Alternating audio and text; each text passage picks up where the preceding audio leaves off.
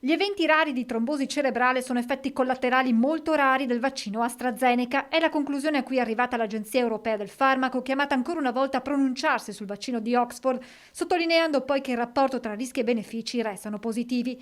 Al momento EMA non ha dato nuove indicazioni all'utilizzo di AstraZeneca né a categorie o fasce d'età di cittadini, demandando ad ogni singola nazione la decisione di utilizzo.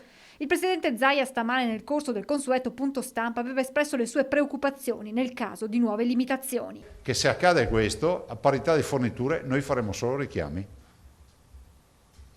Cioè questa è una tragedia. In attesa di capire se l'Italia deciderà di attuare in autonomia delle limitazioni alle somministrazioni di AstraZeneca, il Veneto va avanti con la macchina vaccinale. Stamane l'assessore Lanzarina ha incontrato i farmacisti per chiudere il protocollo sulle vaccinazioni nelle farmacie.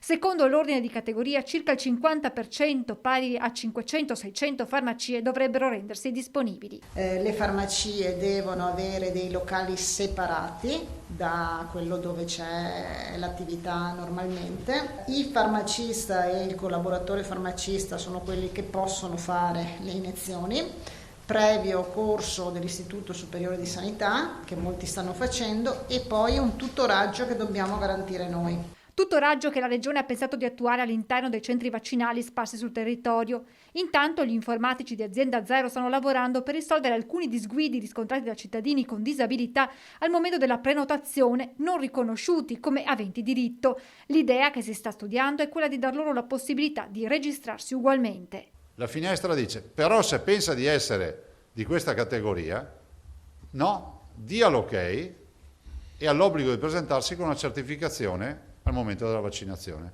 Se poi qualcuno dovesse fare il furbo, dire tanto non sa cosa nessuno, ci accorgiamo perché deve venire con una certificazione al momento della vaccinazione. Vaccinazioni fondamentali per uscire dall'incubo Covid in una situazione attualmente in Veneto tra chiaroscuri. 0,96 di R con T da confermare e 168,4 di incidenza. Stiamo calando.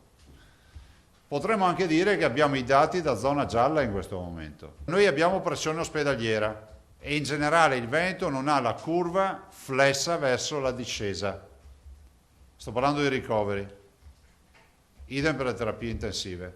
Di certo il mese d'aprile come si può dire, lo facciamo un po' tutto in trincea.